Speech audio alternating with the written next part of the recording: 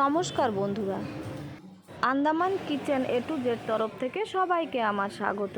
আমি আজকে করব পমফ্রেট মাছের সর্ষে বাটা। মাছগুলো কেটে আমি পরিষ্কার করে নিয়েছি। হলুদ আর নুন মেখে এখন আমি রেখে দেব।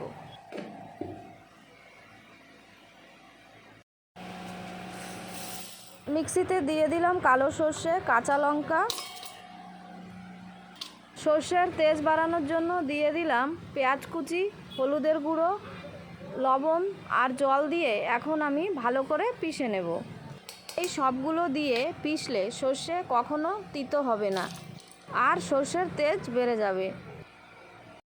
সর্ষে পেষা হয়ে গেল, এখন আমি ছেঁকে নেব। কড়াই বসিয়ে দিলাম, দিয়ে দিলাম তেল। মাছ ভাজার সময় তেল ভালো করে গরম করে নিতে হবে। তেল ভালো মতন গরম হয়ে গেল, দিয়ে দিলাম মাছ। মাছের এপিট উপিট করে মাছ আমি এখন ভেজে নেব। তেল ভালো মতন গরম না হলে কড়াইয়ের সাথে মাছ লেগে যাবে।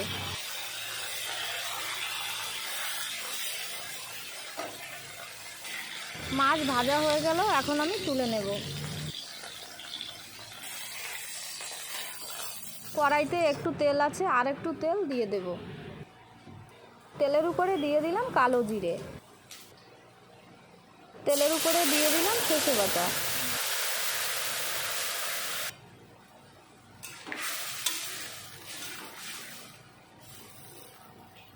ঝোলের জন্য আরেকটু দিয়ে দেব জল।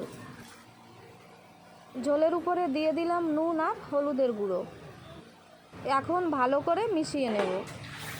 যারা নতুন দেখছেন তাদের কাছে আমার অনুরোধ রইল, সাবস্ক্রাইব করে আমার পাশে থাকবেন এবং আমার সাপোর্ট করবেন।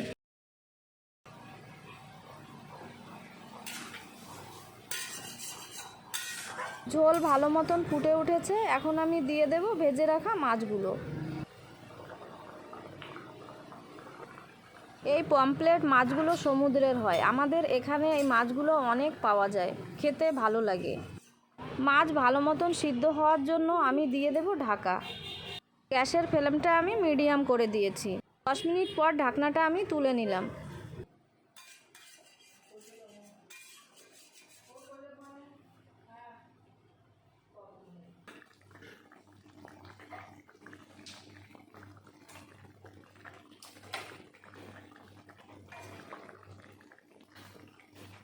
পমফ্রেট মাছের সর্ষে বাটা আমার প্রায় রেডি হয়ে গেল, দিয়ে দিলাম ধনেপাতা কুচি।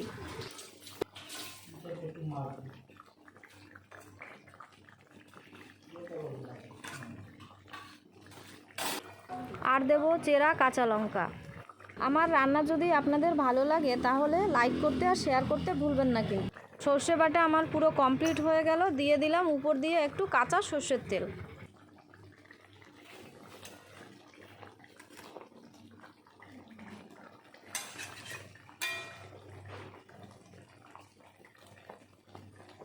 সর্ষে বাটা আমার পুরোপুরি রেডি হয়ে গেল, এখন আমি ঢেলে নেব।